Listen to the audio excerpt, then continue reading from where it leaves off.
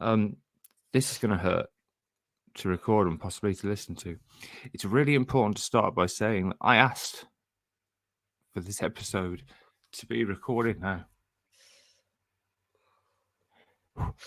It's for me and it's for Dad and it's for anyone else who's grieved. If you carry any trauma from grief or you've lost someone recently, then this episode might be a bit triggering for you. If you feel uncomfortable with the subject, then now would be a good time to press stop. You can always revisit it in the future. Rest in peace, Robert from Kidderminster.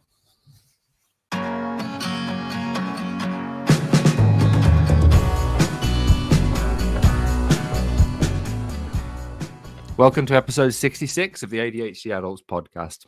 I'm James Mann. James Mann. grief does really funny things to you guys.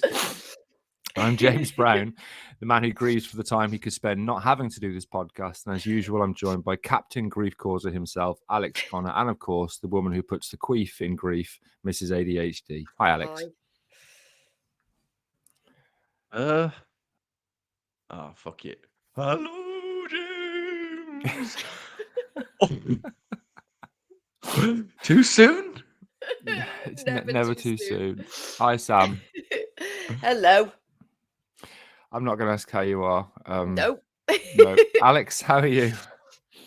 Thanks. Yeah, I'm really well. I'm really looking forward to how was your week bit on Thursday's episode. I honestly don't know how this is going to go, but I'm fairly certain Neither do we. I'm about to get cancelled. Because we have a lot of people that love Robert, and one of them sent us a letter. Did he?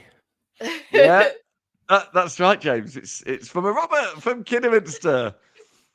Says well done, son. Well done.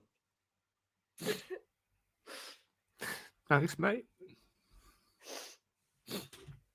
Oh, fuck. Thanks. Actually, for you two, I have actually been sent a real letter. Well, it's from loads of people. In fact, I can't read them all out because there's so many of them, so many on Discord and Instagram and Twitter and everything.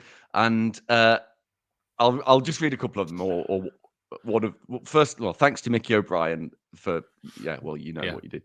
So thanks, Mickey. And this is from Neil P, who I actually asked permission because I had to, because it's brilliant. It's so good because it's ADHD, right? And Neil said, so he sent this to me personally, Alex, and it says, sorry to hear about your dad. In certain types, I know, it's brilliant. In certain types of Buddhism, they believe that life is eternal and the essence of who we are meet up again and again in lifetime after lifetime for all eternity due to our profound karmic bonds and spiritual connections. And James, he then goes on to write, shit, wrong person, fucking ADHD. Which is... Neil, I've seen so many people do that. Give you condolences. I mean, it is perfect. It is perfect. Thank you so much. It's Neil. so ADHD. I mean, this is irrelevant, but internationally, we're still increasing, James, by an increasingly unlikely single country. Yeah, precisely, every 7 days. Interestingly, regardless of when we record.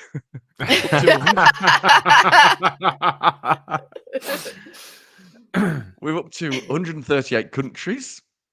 I've got a full-time job and I'm self-employed, so no one pays me, for holidays and things. And yet, I spent a long, long time looking up how to say hello and welcome in obscure languages. I'm going to say Haiti today because I wanted to learn Haitian Creole. Jesus, go on. We are, of course, bewildered and grateful to all of our listeners. This week, we'd like to say a big bonjour, a big accueil to our Haitian listener. Although, to be honest, that's definitely someone from East London on an all-you-can-eat holiday, isn't it? That's who it is. Oh, dear.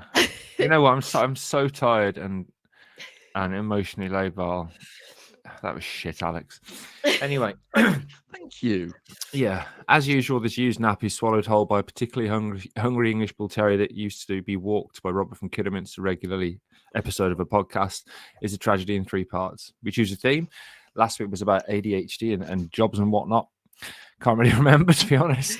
Although I did realise, Al, that our 5th episode was ADHD in the workplace. So the one we did last week, I've had to change the name to ADHD in the workplace 2 and change the first one to ADHD in the workplace 1 because we forgot we'd done it. They were slightly different, though. I mean, they were slightly different, but you The can't have first the one was same more name. about what support in the It was, workplace. yeah. But yeah, you can't have the same You name. can't have the same name when people have got ADHD. This week we're talking about something which is incredibly, almost ludicrously personal and timely, and that's ADHD and grief. If I manage to, I've already broken down. If I manage to get through this, then by Christ, I'm more professional than I thought, or more psychopathic than Alex is. The 3 parts, as usual, include the usual void of meaningless, that is the evidence-based psychoeducation about ADHD and grief, delivered by the man who will leave behind 3,000 grieving children, Alex, the psychoeducation monkey. Hello. Our personal reflections on grief. Oh dear, that's going to be tough. And then the third and final bit will be some top tipics. Top tipics. Top tipics. We'll call it that from now. After ticker, we've now got ticker and top tipics. Brilliant. We should record some of our top tipics and put them on ticker, shouldn't we? I think we should. If we could do a video of top tickets. Oh, I can't even fucking say that now. Jesus Christ, I'm so tired. Anyway, I can't even do a funny segue, Alex. Just get on with it. Thanks, James. Obviously, this is a very sensitive issue that I'm going to steamroller over with poorly timed and insensitive humour. But before we do that, I need to state that James is fully on board with this recording. In fact, I didn't want to do it, James, did I? And, well, you're as on board as you ever are, which is it's usually not very on board, or it's very on board. I don't know, wasn't listening. So, the dictionary definition of grief is No, I'm not. No, I'm not. You can't. Only joking. You can't. Okay. So losing a loved one, for most, this is hard for me too, in my own little cat-like way, losing a loved one for most people is one of the most stressful times of our lives. Grief is a natural and healthy response to loss. It's emotional suffering that you feel when you lose something or someone, and the pain is or can be entirely overwhelming. Adults with ADHD can experience a wide range of difficult, sometimes unexpected emotions from each other. We're not all the same. These can be shock, disbelief, anger, guilt, and obviously a very profound sadness. Grief doesn't just affect us mentally. It's literally a physical response as well. So it can be difficult to eat, sleep, take care of yourself. And some of that, of course, is unhealthy, but it's all normal. And we don't use the word normal on this podcast very much, do we? But that is normal, however you grieve. Grief, when you have ADHD, can, for some, for many, in fact, be different. Grief impacts emotion, attention, self-regulation, all things that most of us with ADHD already struggle with. For adults with ADHD, the grieving process can be even harder in many ways, and just one of them is emotional regulation. Difficulties with regulating emotions, James, will almost certainly rear their head during the grieving process. So that's going to become more pronounced during long-term grieving and the mourning effects. God, I can just the cellular level back that up 100%. I've gone from epic floods of tears to laughing at something unrelated in the last few weeks. And I was lucky enough, and we'll talk about this more in personal reflection, is to have some time to accept that Robert from Kidderminster was going to die. And I remember when he was in hospital, and I was really trying to keep his spirits up and doing lots of hand holding and feeding him, and I was sat talking to him, and he burped. And that was the only time I lost my shit in front of me. He burped, and I laughed, and he laughed, and it was when he laughed that I just exploded into tears. So I went from laughing at this little burp to floods of tears, and he just looked at me and went, "What's the matter? Are you okay?" And then that obviously made me cry more. So that massive sudden shift from laughing at something to explosive crying, Jesus, I feel that. James, please don't interrupt. I'm trying to explain what grieving is.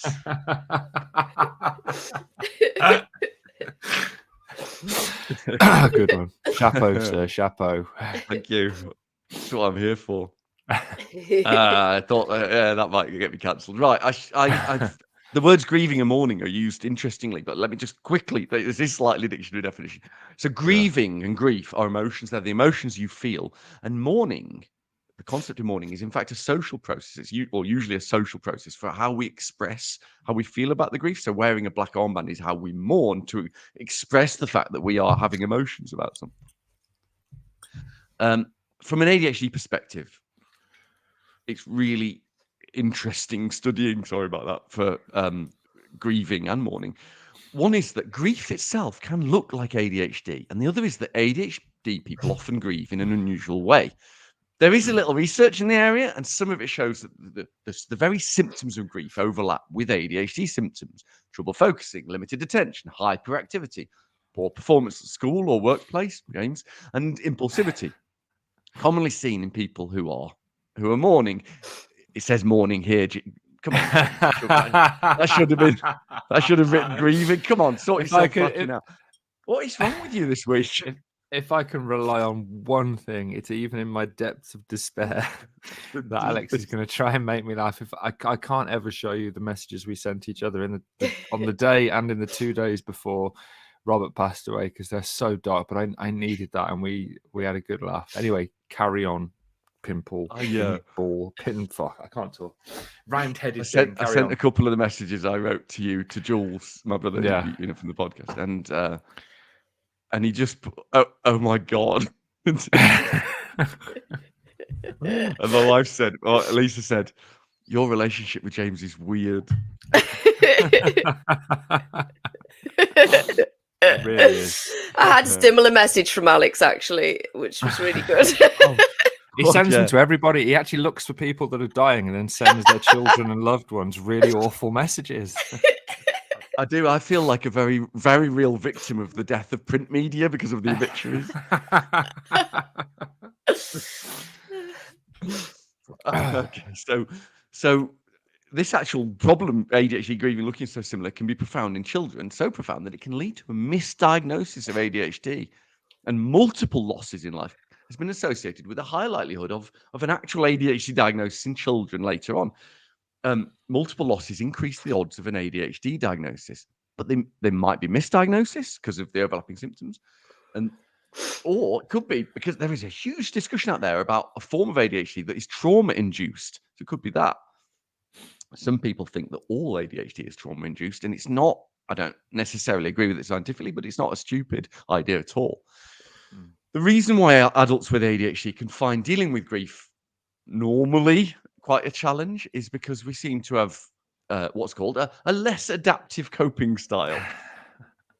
So you might recognize this if you listen, you might not, but you probably will, that many of us get set on a path, say at work or at home or something, and don't find it easy to change that path, even if there's an easier one. Well, it's the same thing with grieving.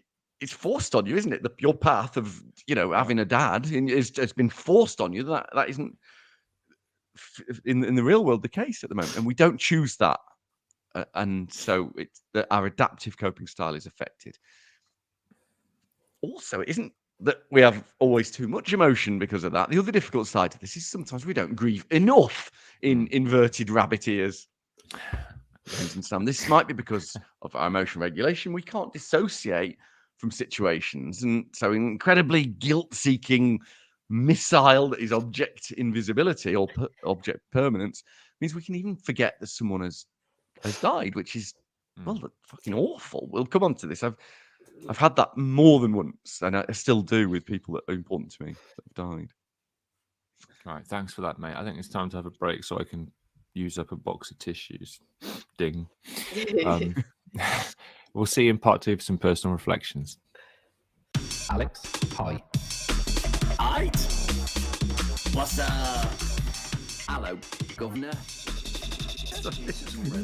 Welcome back to episode 66 of the ADHD Adults podcast. This is part 2, where we are talking about the fantastically simple subject to discuss today, which is grief and ADHD. As always, we're having personal reflections on grief. I might start. I mean, I think. Go on. I think it's important you do, Alex, because clearly you know how to grieve like a normal human being. Yeah. And B, had the closest connection of the three of us with Robert from Kidderminster. So far away. Yeah. Well, he wrote to me a lot. He did. I'm going to keep this short because I don't grieve properly, obviously. Partly because of the thing and partly because of me. Yeah. I don't think that's a surprise to anybody, is there? All of the books say that there isn't a properly, and I think that's good. Really important message, because there isn't, whether you've got ADHD or not. But clearly, there are, there are boundaries of normal, and I exceed those in many, many ways. And I think about people that have been important to me that have died, and I have to write it down because it doesn't cross my mind Yeah. in the same way that a post-it note on my computer screen doesn't, and I feel shame and guilt because of that sometimes, and that's really hard. This isn't a personal thing because I don't want to do it, but those 5 stages of grief in order from that woman who defended a weird bloke are bullshit. Look it up. Yeah. I mean, I over the last few days, particularly since 2 days ago, I've been looking for those stages, and there's 2 of them which keep coming, but it's just so true. It's not true. You don't have to go through all 5 stages. You can feel whatever you want to feel. Yeah, you'll feel other things. They're just 5 Yeah. emotions you may or may not have. You might have some of them. You won't have them all in order. They don't go orders. To be fair to her, before she was defending that weird bloke, I've forgotten her name. She did agree with that, but most psychologists now think that was quite an astute thing to think in the 50s, but almost immediately realize that it's a load of old bollocks. Feel what you want is my point. I guess we have to hear from you, James, don't we? Oh God. Keep it light, mate. Yeah, I'll try and I'll keep it short and light. Yeah. I don't want to dwell on these things. If I get through this without crying, I mean, I'm already crying, so I'm not going to. Right. I'm going to try and keep this relevant to ADHD. Good. Because otherwise it would go on forever. There's a few things I think are really important. Remember, I had the absolute blessing of months of knowing my dad was going to die. And it's a blessing because I had time to sit with him, speak to him, finish off his memoirs, which we'd started of his time in Korea 4 years ago. And then I'd forgotten about them all. And then even when I remembered them, I couldn't re-engage with them because, he wasn't dying. But it was only when I realized, looking at him, having been involved in clinical trials on aging, being a director of an aging research centre, being a nurse, I knew. Alex has gone dark. Everybody who isn't watching on YouTube. Is that in respect, Al? You turn the lights down in respect. I knew my dad was dying, and therefore, all of a sudden, I was able to engage in finishing off his book. And it's so weird. Sam and I, in the car back from Mum and Dad's, were listening to old episodes. So episodes like 3, 4, and 5. The first thing I'll say is, I was nice to you. Everything you said, I said, that's really good, Al. Thank you. It's amazing how the dynamics changed. And also, I did some of the psychoeducation as well. Now Al just does everything. It does. It does. That's because we got sued for it being entirely correct. It's so true. But you talked about, I think it was for working memory. You talked about how if you've got an emotional connection with something, you might be more likely to remember it, or you might be more likely to engage with it. And it's so true of this. When Dad was in hospital and it was clear that he was dying, I could sit with him for 10 hours without moving, without feeling the bees in my brain. He got a bit better at one stage. He was medically fit for discharge. I couldn't sit with him for 15 minutes. I could not sit with him for 15 minutes. And that continued. And that's the ADHD. It is, yeah. But then when I got to the end again, it was almost like that ADHD symptom disappeared, and I could sit with him and wanted to. And in fact, spent almost 24 hours a day with him. I slept on a camping bed next to his bed. I could not leave him. And that ADHD symptom became immediately diminished. I wasn't hyperactive. I wasn't walking around. I would just sit with the calmest sense of inner peace that I've not had for years. It's interesting that, again, the way in which metacognition is poor and thinking about thinking, for the last few weeks, we all, I think, wanted him to go because we could see he had no quality of life. And so for the last days, when he was sedated, we were telling him it's okay to go. It's okay to go. You don't have to stay for us. But what I forgot was I didn't want him to go.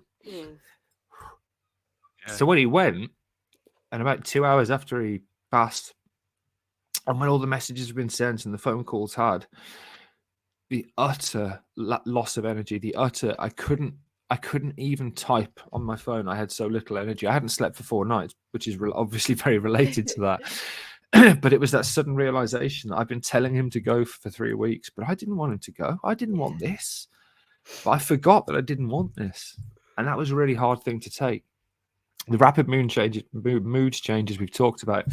I kept on having 5-second cries, particularly in the last few days, because I'm in the process of grief. I was in the process of grief 2 months ago because I knew it was coming, and therefore I started to grieve early. I knew that loss was coming. I was preparing for that loss and going through the same emotion, exact same emotions I'm having now.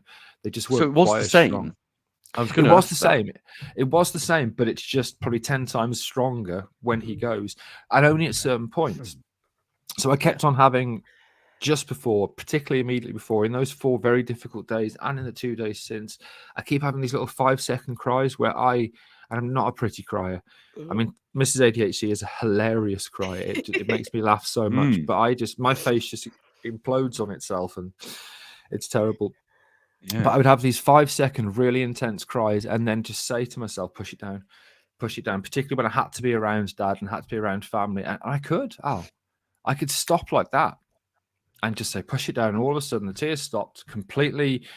Other than red eyes, no one would know that I've been crying. Inappropriate feelings. I'm just going to stop you there, James, just for 1 second. Anyone listening, don't fucking do that. Don't push it down. Oh, cry why? more. No, It's listen. healthy. No, I get that. When it's after the death, cry more. Let it out and cry and cry and cry because it helps. But I had to be with him. In his company, yeah, in his company. I had to be with him and around my family. You know, they're not all big criers. My niece, again, Jessica, I don't think she listens, but we've agreed she probably has ADHD. And actually, Robert from Kidderminster is certainly where we get it from. He was so inattentive type ADHD. But Jessica was incredible, and I once did catch her. She'd been outside for a cry, and because she helped both of her other grandparents at the end, she was fucking amazing. But she did not cry in front of anyone, and I didn't want to be the one that was always, because I was crying a lot, crying in front of everyone. And because we didn't know if Dad could hear, we played some choir music, and he was moving his mouth like he was trying to sing when he was sedated. So I think he could. Wow. He could hear a bit, and I didn't want him to hear me crying. I just wanted him to hear love. Inappropriate feelings. Sam wore what can only be described as a bin man's outfit. The jumpsuit she bought. Who's this jumpsuit? Yeah, that jumpsuit. And I got really horny, Al. I got really horny in the room my dad was in. Yeah. And said to Sam, fucking hell, I feel really horny. Wow. Yeah. I mean, you've always been into bin men. I So mean, it is my niche, and if you look on Pornhub, I've put a few videos on there.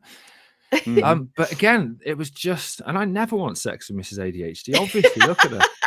So it was a completely inappropriate feeling that just popped into my head, and then obviously afterwards, I felt really guilty that my dying father is next to me, and I've just said I feel really horny. I have getting back to those 5 stages. I accepted my dad passing a little bit like I fixed my domestic anxiety, probably 20 times in the last 4 days alone, and genuinely believed it. Al, genuinely believed it. I would sit there almost emotionless, this serenity on me, saying, I don't have to be here when he goes because I've accepted it. I don't have to be here. I had to drop Mrs. ADHD home one of the evenings, and she was really scared, saying, I don't want you to not be there when he's there. You know, it's going to take you an hour to drop me home and come back. And I just said, you know what, it's fine. I've said my goodbyes.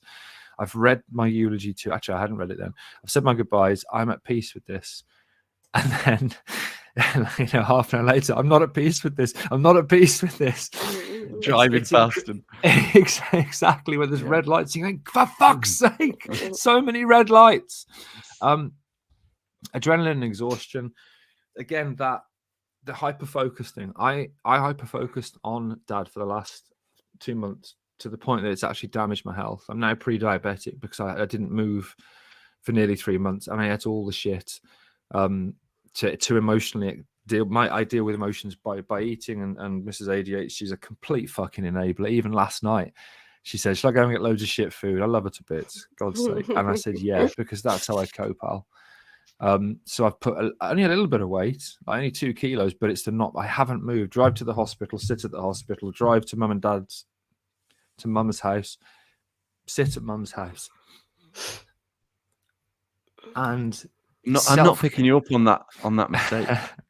Thank I'm you. a good friend. That for you is probably the kindest you can be, isn't it? Yeah, it's like me sending flowers. That one. Exactly. Alongside that utter hyper focus I've got to say a huge thank you to John, my boss, and to my team who I work with, my comms team, because they just said, "We'll just go, we'll do everything, we'll be fine."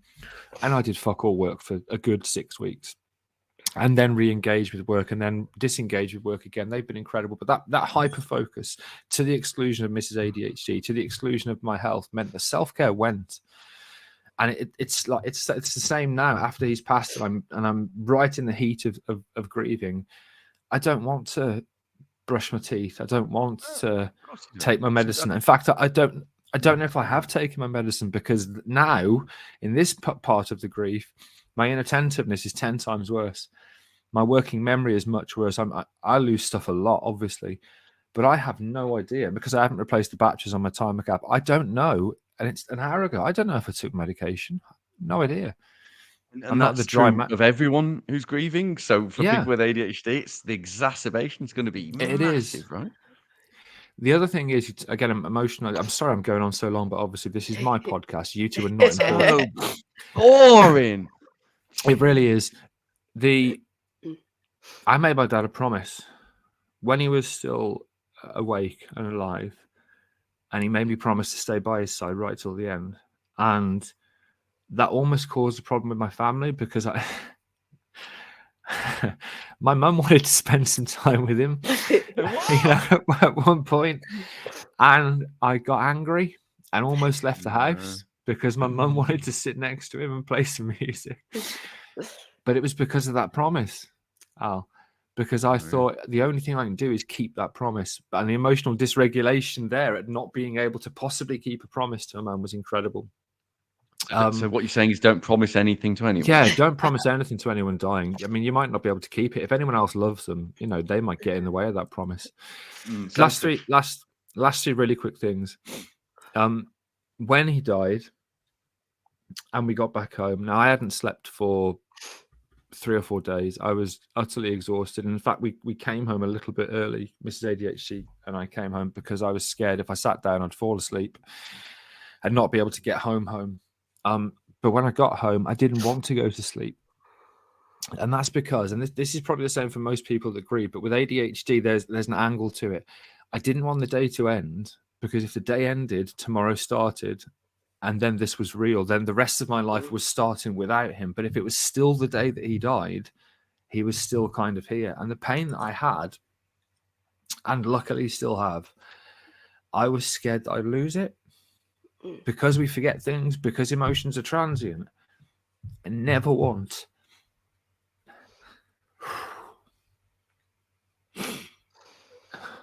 to not feel this pain. Weird. Thanks, mate. I never want to not feel this pain, and my memory is so poor. I know one day I won't. Oh, last thing. Discord in particular, and social media, our community, has made me feel like he's still alive. This community. Sorry. I told you I should do this bit. Jesus. You did, yeah. You need to trust my editorial decision. Absolutely, because they've been spot on from day one of this podcast. Did you make any? I'm not sure if you did. For right at the start. Do you remember I said, let's not do a podcast? Yeah, that's true. You did for 3 months. I want to say, I can't ever put this into words. I can't ever say thank you enough, but particularly the community on Discord that held a vigil where they all raced a Mhm. drink and we're going to share a picture of this on social media. I couldn't attend because I was in pieces. I really wanted to, and I will. If I find the list of everyone that's there, I will say thank you to them all. I can't tell you how important. I can't tell you. I was busy. I can't tell you how important that is because it kept him alive. That Terry Pratchett quote, which I used on Twitter, of nobody really dies until the ripples they cause die out. It's true, and as long as people mention his name, and lots of people have asked this, Al, and I think I'm right in saying you may have discovered a cache of letters from Robert, which may mean. In his last days, I was rifling around under his bed because it was a Tuesday. Found an enormous box full of letters. Brilliant. Brilliant. So we're still going to hear from Robert. And we're still going to hear from Robert. And you know what? That's wonderful because it keeps him alive in a way. My community. James, there's an old, there's a Jewish saying that you die twice. Once when you die, and twice the second time when the last person has said your name. I mean, this is Robert's going to live for bloody ages. Probably longer than us, to be fair. But my community, this community did that. This community is going to keep him alive in a way, and I love that. Anyway, Mrs. ADHD, oh God, I'm going to get so much shit for it. I put something in for, anyway, Mrs. ADHD, tell us about grief and ADHD. Yeah, so I was saying that I feel a lot like, am I entitled to feel this much grief for somebody who wasn't my father? And I get massive RSD or perceived RSD, thinking, well, obviously all my friends and relatives are probably thinking she's not entitled to feel that way, so why should we even bother messaging her to see if she's okay? And then I got down to this bit in the script and it's got somebody else's name, not Bob's, as if, yeah, you're not entitled to talk about Bob's death. Talk about somebody else's who's not even related to you, not even like my nan or somebody close. But obviously, James wrote this when he was in the midst of grief. I really want. Like, I'm not entitled to talk about Bob then. I really want James to come over and do a Will Smith. Keep my dad's fucking name out of your mouth. I've already done that, mate. To be fair. No. What, really? Yeah, I know. Thursday. A lot of the things that James has taught. I mean, Alex, because there was one day I was really, really struggling. So I'll keep it all ADHD related. But obviously, Robert was ill for a long, long time, and we knew this was happening for a long, long time. And the past kind of since Thursday when they started the syringe driver, we were with him all the time. And I really fucking struggled. It was hell. I was so hyperactive, and I was looking at James and seeing how calm he was and hating myself because I thought, why am I like this? I literally had my legs crossed over one another. I was sitting on my hands, but I'm still rocking back and forth, and my head was just wild. She was at one point almost dancing like a robot at his bedside, like marching and putting her arms across the chest and doing like structured dance. I didn't know I was doing that. I know, and I was fine with it because I know she's obviously dead weird and has got ADHD. But if anybody else had seen that, I'm pretty sure. And let's face it got in many ways disrespectful towards the end of Dad's life. On his last day, we laughed, and Alex knows these things. I can't ever say this in public, but we laughed and had some fun. And it was beautiful that he died on a day where none of us were arguing and we were all being positive. But if they'd have seen that, I imagine they wouldn't have understood what was happening there, Mrs. ADHD. But yes, I'd messaged Alex saying, I don't want, and actually, yes, I can say this now. Because I was saying to Alex, I don't want to go over. Like I'm really, and I feel awful because I'm just, I don't know what the word is, stalling myself from going over because I don't want to sit there all day, and I feel awful because I love him, but this is torture for me. And Alex said something like, well, they probably don't want you there anyway. And I said, well, you say that, Al, but I managed to get away yesterday and they came and brought me back. What was that program? The Prisoner or something in a big white board. Yeah, and I was trying to be really polite by saying, I don't want you to drive all the way here for me, but it was purely selfish because I thought... It's not selfish, it's ADHD. Yeah, it's not... just... It's just awful. And then it had me kind of questioning friendships, and this what goes into the podcast that we had before. I can't remember what it was now. Loneliness. Loneliness and isolation. Yeah, because I felt so when I was struggling when I was there with them all, because I was struggling with hyperactivity. So all I wanted to do was get away. But the minute I got away, I felt such crippling loneliness and isolation. And I was thinking, well, why aren't my friends messaging me? Well, it's probably because they don't think I'm entitled to feel this grief. But actually, a lot of them didn't even know. I hadn't Yeah. even told them You have that to we were in the mention it, last don't you? stages. Yeah, exactly. So Yeah. in the end, I did reach out, and then and I actually said to people, I need you to check on me every day because I don't reach out. So, and that worked well. So for people who are feeling like their friends and relatives are not getting in contact with them because they don't care, have you actually told them, and have you told them what you need? Did you do that because you'd reflected on something from this podcast the week before? Have you actually I didn't know that was possible for you. I didn't. I always say to Sam, what are we going to learn from this? Nothing. I had to, it took me a long time though. I had to sit down and go through everything from anger at my friends for doing exactly what I've done to them before, Yeah. to their, and I was going through everything, and I actually was writing lists. Good. And then in the end, I thought, actually, reach out. And it took me a lot, because actually reaching out is This is is really self-coaching, and the evidence is that can help reduce ADHD symptoms. Yeah. It's essentially self-therapy. It was Very really, impressive. and the minute they responded, I didn't feel lonely anymore. And I thought, you're such a twat. You haven't done this in so long. No, I had to come out of character, didn't I, to tell you it was okay. No, I hate you doing. did. You were really good. Although, Thank to you. be fair, it's because you were procrastinating about fair. going over to do charity admin, and I really didn't want to have to do that admin. So I told you the exact. I said, "Don't go over there. You carry on doing it." It's also a form of coaching, isn't it, Al? Or just being dead lazy. You know? Just simply being lazy. Yeah. Wow. So This is a lot of thoughts. It is. Can I ask Mrs. ADHD, the name that I did put down, you've mentioned this person before on the podcast, and it's important, and what you mentioned about your nana as well, years later, is important to people who've got ADHD and might be grieving or have lost someone. The forgetting. The forgetting, yes. Did you forget about the forgetting? Yeah. And I have that with Robert too. Is that what you're on about? Yeah. Yes. Yeah. And I've had that with Robert too, because actually when he died, I didn't cry. Because I think his body was still there and I could still be with him, so I didn't feel like he'd gone. And when I go over to the house, I don't really cry because I don't feel like he's gone.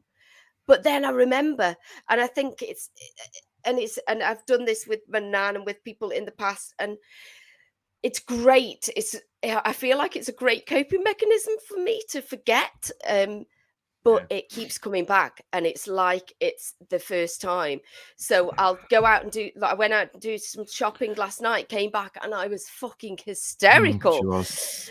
And then I'll completely forget again, and I'm completely fine. And then I'll remember again. So it's good that I forget in a way, I feel, because it helps me. But then when it hits me, so there's still times when I remember that my nana's dead, and I grieve as if I've just lost her, and I'm hysterically crying. But there's been times before, I remember when my uncle passed away, my brother saying to my mum, "What's wrong with her? Why isn't she crying like everybody else?" And I thought, I don't know what's wrong with me, but it just didn't.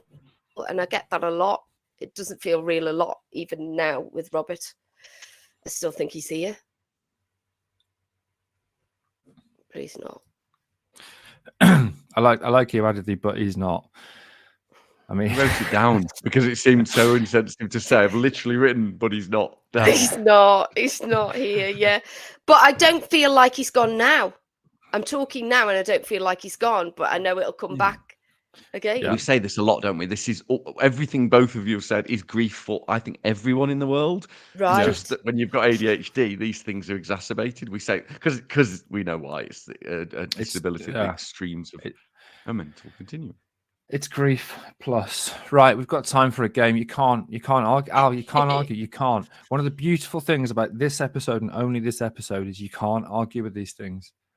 Good, let's play the game. I'd like that. Brilliant. I'm only going to give you one option because obviously I haven't had much time to write down these things in the past 7 days, Al. So that option is sleep. Mate, if the answer to this is my dad, you can't. Are you going to use your usual technique of ripping the piss at me to find the answer as well? Amazing. I wouldn't do that. No. It's ADHD again. Remember, your face is visible. Try not to give it away. So, Fuck, is it? yeah. Sorry, yeah. So I've not had a lot of sleep, obviously, over the last 5 or 6 days now. But the first night that I didn't sleep, why was it that I didn't sleep? And option 1 is that I lost almost immediately the plug-in receiver for Robert from Kidderminster's alarm, which is round his neck, and therefore sat up all night listening in case I could hear the downstairs alarm. Because one of the nights, the second night I was there, I slept upstairs. That's option 1. I lost the receiver to his alarm. Option 2 is when I got the call, because I'd actually spent a night at home, you've got to come over now. I went over with nothing but a pair of joggers, a jumper, and my car keys and phone. And then got there, and there obviously wasn't a quilt and pillow and sleeping items. So did I sleep? Did I not sleep because I was sat in a chair freezing cold? And then option 3 is I have to take clonazepam, which is a sedative for my ridiculous sleep thrusting that I do. And I lost them, and therefore, because I need them to sleep, I didn't sleep.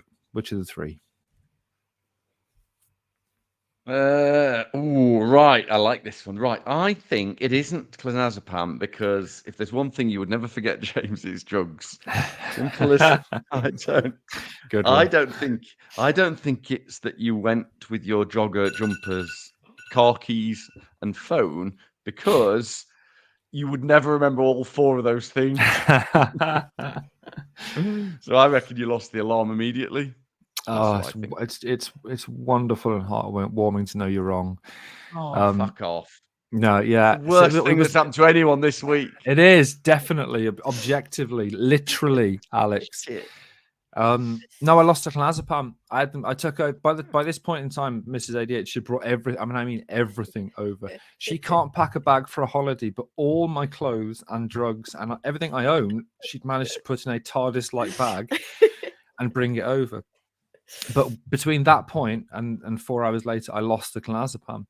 So I was asleep on an airbed next to Robert from Kidderminster at this point. And at this point, he wasn't going anywhere. He was just not in his best. But yeah, I couldn't sleep because I didn't have the sleeping tablets. The other 2 things yeah, of course I have. They were in a very obvious place which I had with me before she brought the bag over, obviously. Yeah. The other 2 things are related stories. One being I was in the bath and that alarm went off, and then it went off again, and I thought, shit. So I got out of the bath, and then it went off again. So I ran downstairs, soaking wet in my pants, ran into Dad, and he said, "It's the doorbell ringing," and didn't know that he'd been pressing his alarm. Wow. And were you presumably dripping wet and naked? Dripping wet and naked, yeah. Luckily, it was dark in that room, and I mean, even luckier that Greenpeace didn't try and roll you back in the water. Yes, I do look a bit fatter because of my pre-diabetes, because of focusing on my father's. Oh, you haven't seen my middle, mate. You can just see from the shoulders up. And I also did just go over with joggers, a jumper, and my car keys and phone. And Sam then had to bring all my things, but that wasn't why I wasn't slept. Anyway, I'm so glad you lost. We'll take a quick break. And I'll try not to cry. I'm going to save that all for Thursday's episode, and we'll be back for, what did I call them? Tip toppers? No, I can't remember. something else. Tippers, no? Top Tippics. Top Tippics. We'll be back. We'll be back for some top More Tippics top in part 3. See you in a bit. Spunk Tippics.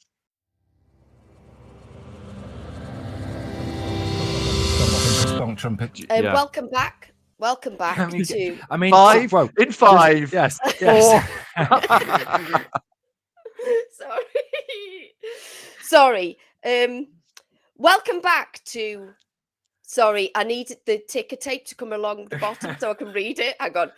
Welcome back to episode 66 of the ADHD Adults podcast Grief. on Just grief. realised you're smiling, haven't you, while you say it? I can see that realisation Hang on, in your let me do eyes. that again. I was thinking, is this part 2, but it's not. It's part 1. Welcome back to part 1 of the ADHD 3. Adults podcast episode. It's part What? 3. What do you Part mean part 3? 3? We're in part 3 of Monday's episode. Thursday's episode is. Well, This okay. is all staying in, Yeah, Samantha. it's all staying in, yeah. Yeah. Welcome Longest back to episode part ever. 3. Oh, okay.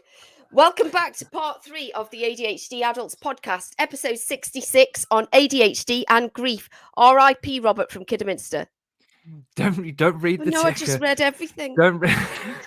It Okay. worked though, didn't it? I It sounded did work. professional. It was brilliant. I'm gonna take over for just a second, Okay. and ask you, Sam, if you've got any top tips when it comes to grieving when you're a person who lives with ADHD. I think reaching out to friends. I've already done that one. Yeah. And Yeah, it's good great idea. if you can forget they're dead, because it helps Until you remember, and then until you remember. So try not to Yeah. remember. Just try and completely forget all the time. yeah, Yeah. This that's is James. yeah. This is It's why tech- we don't ask her to do them, isn't it? It is. It's textbook stuff. If you look at most books about end of life and grief and yeah. loss, the first 2 pages the first 2 chapters even will cover those 2 specific tips. They I do. It's find. called emotional dishonesty. It is. Yeah, it is. With yourself. Okay, Yeah. Alex, as somebody who doesn't have emotions and also doesn't have any people in his life apart from those immediate people he lives with, tell us a little bit about your top tips for dealing with grief. I've got you in my life, you too. It's grieve your own way, isn't it? That's the thing. Yeah. ADHD people don't grieve properly. That's the phrase. It's bullshit. It's also very true. But let's be honest, nobody does. No 2 people are the same, whether they have ADHD or not. There is no right way. The tip here is you feel what you feel and do what you have to do, especially if it doesn't hurt anybody else. James and my approach to this has been really dark jokes between us that nobody else gets to read. I'm going to give you one example when James said to me, and I genuinely thought it was wonderful. I didn't respond in that way though. He said that it was a good death for Robert from Kidderminster, died surrounded by everyone he loved, and that's really nice. Whereas I replied to James, that is really sweet, and I want you. I hope that's how you die. By which I mean today.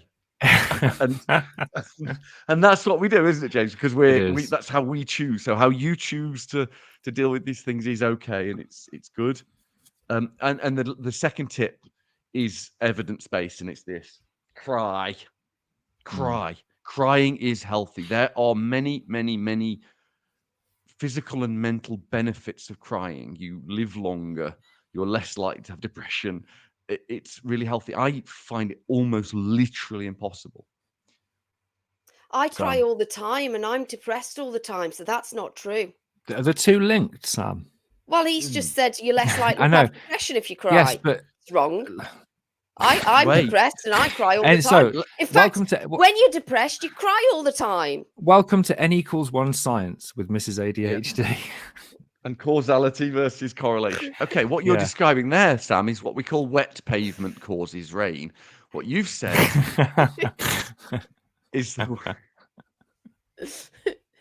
And what would happen if you were depressed and didn't cry, do you think? I don't know. Exactly, that'll do. Thank you for that, Alex. I, as someone who cries a lot, but thinks because of other lifestyle things that happen to him, massive substance abuse, I might not live longer. The crying might not be able to overpower those other factors. But I think it's not a panacea. It's not. No, it's not. You have to get some. So what are your top tips, James? If I can My record top- them for my Ticker, top- I will. I've got a feeling that's going to carry on, isn't it? It's going to be at the top of the script alongside shush, etc. And I'm so grateful, by the way, that nobody's shushed me today. I noticed that nobody's shushed me today. Yeah, it's a bit difficult today to shush you, to be fair. It is. And I'm you fucking cunt. I mean, not impossible. It's not impossible. No, it's not. No. Oh my god. The good thing is I'd rather have anger than sadness, honestly. And I'm angry at the minute because I can't say much about this because there probably will be a legal case with that hospital that rhymes with Bedditch about the way in which things happen. But the anger of that situation has actually got me through this at points when I felt very low. So your If you have people, be angry. be angry. Actually, listen, no, but so my top tips include that. Sometimes anger will get you through a period. The very recent and sad case of a British couple whose son was killed in a road traffic accident with an American diplomat. Although they've got delayed grief for the last 3 years when they've been campaigning, fueled by anger for justice, it's got them through that period. Now they're probably going to grieve. But sometimes if there is an anger at someone, it's important. I'm not going to get this quote entirely right, but there was a study which looked at 2 populations to understand mental health and grief. They looked at the population in Japan in and around Hiroshima, and they looked at the population in what was then the Soviet Union in and around Ukraine. And what they found was that the mental health in Japan was significantly better after what was a big nuclear event that killed 50,000 people, 150,000 people. Whereas the mental health in what is now the Ukraine was significantly worse after Chernobyl. And the main difference was from this study that people in Japan had someone to blame. They could blame the Americans for dropping that bomb. Whereas in Chernobyl at the time, because it was reported purely as an accident and not down to kind of poor processes, etc., there was no one to blame. And sometimes that negative and maladaptive emotion can help you get through this process. Although I would argue, I can't do this. Do it, Al, please. Go on, Dennis. Psychologically, that's because someone to blame is a comprehensible external locus of control psychologically, whereas not being able to comprehend something because there wasn't an explicable path is damaging for a psyche. It could have also been the anger. When I listened back to those first 3 episodes, I never listened to our podcast. And I seem to be putting on a posh voice for a start, which is really funny. Amazing. B, they're fucking terrible. The production quality is even worse than it is now. But the amount of times that's a really good point, Al. And all I want to say now is I hate you with every podcast that we do. And the second you said that external loci, I just thought, fucking hell. Loci? He's never going away. I'm always going to have this. Aren't I? Yeah. Anyway, back to my top tips. There are, depending on how close you are to the person that you lost, because we can grieve anybody. I grieved a dog very heavily once. It sounds like a sex act, but it's not. And sting, I guess. Yeah, kind of a ding ? But depending on how close you are, you may get offered services. If palliative care is in place, they are there to support the family as well as the person who is at end of life. John, I know he's not listening, but we met. Love John. We met. Sam wants to marry him, and I am fine with that. Not because I want to get rid of it, but I want to marry him. We had one palliative care nurse called John. I've nursed a lot. I've worked with nurses. He is the best nurse I've ever worked with. When he looks down, he would load the syringe driver. And all the other palliative care nurses were great, but there was one little thing he'd do. After he'd set it off, he'd stand there and look at Dad for 30 seconds, and you could tell he was assessing, right, how close is he to the end? What am I going to do tomorrow? And that he was incredible. I know you're not listening, John, but fucking hell, we love you. Depending how close you are, there are people to support you. If you're not close, or if those services aren't there are grief counselling services. Cruse, I think, is the best one. That is spelt CRUSE, the Cruse Bereavement Centre. You can find it online. They are there to support you. It's okay to feel sad for a very, very long time. That's the reason I want this pain to stick around, and I'm scared that I'll forget it, because I don't want to ever just look at my dad and think, oh, there's Robert from Kidderminster. I want to feel this visceral pain at the fact that my best mate isn't here anymore. We all react differently.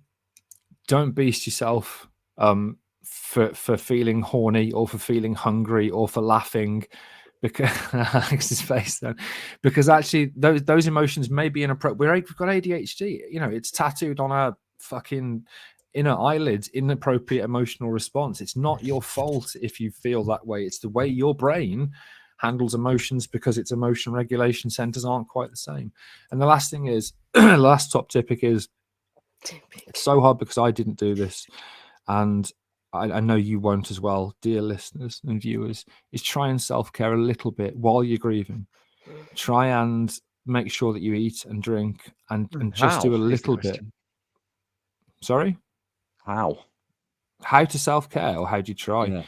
How do you try? Yeah. Well, use the people around you. So Yeah. if Mrs. ADHD's got ADHD, you'd be surprised to know, amongst other things, and therefore maybe not the best person to remind. But she's often very good. But if you've got people around you, then you might need to say, I struggle with self-care, and then hopefully if they can help just remind you and chat to you and get you or back even into friends that. just messaging you and saying, make sure you've eaten, make sure you've had a drink. Yeah, and of course they've done that to me and I haven't, and in fact I've said to them, particularly during the process of grieving whilst Robert from Kidderminster was alive. By the way, if anyone isn't watching this on YouTube, there's a wonderful picture of Dad holding the sign saying Alex is a cock in Alex's background, and the delight on his face when that picture was taken, it warms my heart. So try and self-care. Don't be me, be you. Lisa, my wife, asked me this morning if he, how it must have felt for Robert knowing in the last year, in his 90s, suddenly he's like really well known. He loved it when he was first in hospital, and we had a get well card, like an electronic get well card, and I think we got about 70 or 80 signatures on it. I read them out to him on my iPad, and he smiled and he loved it. And I said to him, No, he said he did find it weird. Well, I think he didn't obviously understand it. He didn't understand it. Yeah, but I didn't think he found it weird. I just thought he loved it. And I said there are hundreds, possibly thousands of people out there thinking about you. And the posts on Instagram and the Discord have just been overwhelming. Anyway, that brings us almost to the end of episode 66, ADHD and grief. Product recommendation of the week. I wrote this. Is it too on the nose to say a Hallmark card? Yeah, probably. Yeah, just a rudimentary Hallmark card. Oh my God. Thing. I'm sorry, but I'm just remembering our neighbours. Oh yeah, go on. It's amazing. So when I think Robert had just got out of hospital, and I think James had put a post on Instagram or something of them holding hands, and one night we were sitting in and the card came through the door, and it was a sympathy card to say I'm sorry for your loss, and I had to contact them and say we'll save this for when he actually dies, but he's not dead yet. And the ADHD element of that is had to contact them, couldn't control it, inhibitor behavior. And not just tell them. She didn't just tell them that he hasn't gone yet. She told them we're pissing ourselves here. We were though. Yes, we were, but again, whether that's ADHD or other things, normally he would just say, "Oh, listen, it's a lovely card, but he's not actually passed yet. But thank you. It's a lovely card. He's not actually passed yet. We're pissing ourselves here." Well, I was trying to make them feel better. Good on you, man. Good on you for doing that. Anyway, that was episode 66 of the ADHD Adults podcast, where we talked about ADHD and grief, and we paid tribute to Robert from Kidderminster, my dad. Yeah. If you're still listening at this point, and I don't know if you will be or not, why not support the charity on the Just Giving site we've now got, or on PayPal if you want to give money to massive tax dodging organizations, as otherwise Alex is going to have to continue to pose as Mr. Mackey in South Park. Don't know who that is. We're good for once. You can contact us obviously on Discord. Massive love to everyone on Discord. All the socials. Goodbye. Hang on. I need to just say, before you go, that firstly, that was a really, really long podcast. Sorry about that, everyone, but it was also really brave and thoughtful insight from my friend James. We also have a message that DJ Sessions, who's our resident DJ, sent for us. So we're going to play you out with a song that DJ Derek Bowie, DJ Sessions, actually our friend Pat, wrote. So this is that. Bye all. Bye.